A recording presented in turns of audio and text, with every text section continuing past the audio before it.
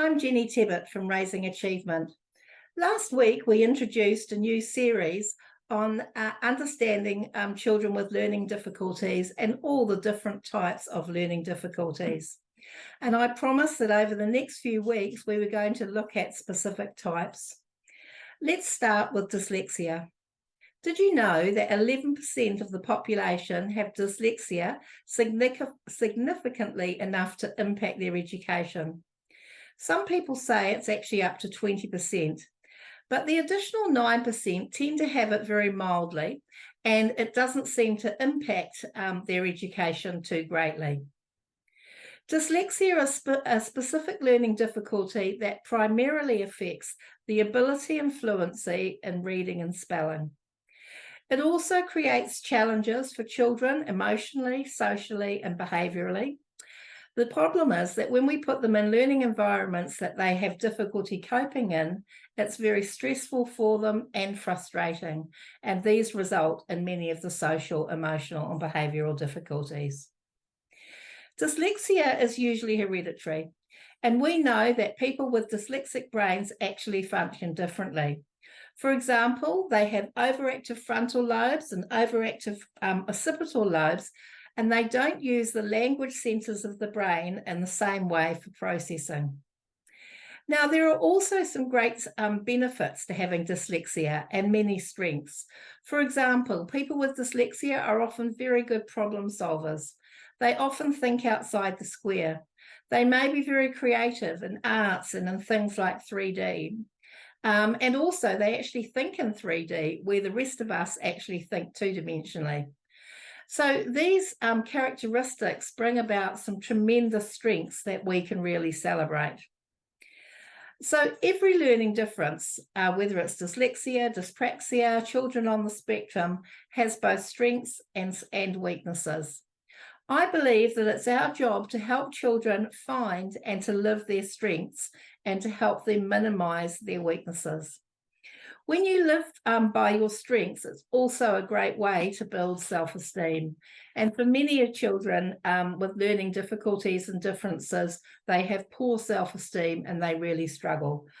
The characteristics of learning differences vary, and you can actually line up 20 people with learning difficulties and they will all have a different mix of the strengths and the weaknesses.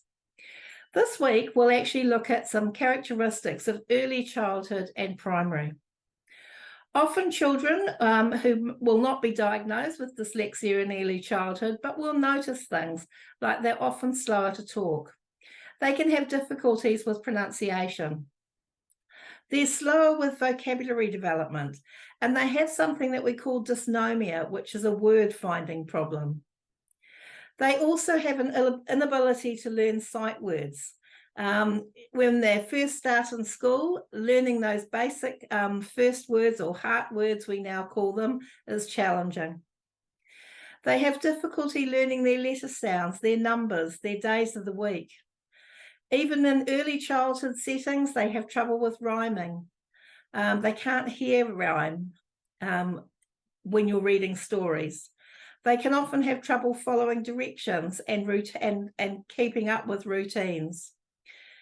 Social problems can also occur, and we may also notice it with fine motor skills. So particularly when they're dressing, they're doing buttons and zips and those sorts of things, their fine motor skills are not so developed.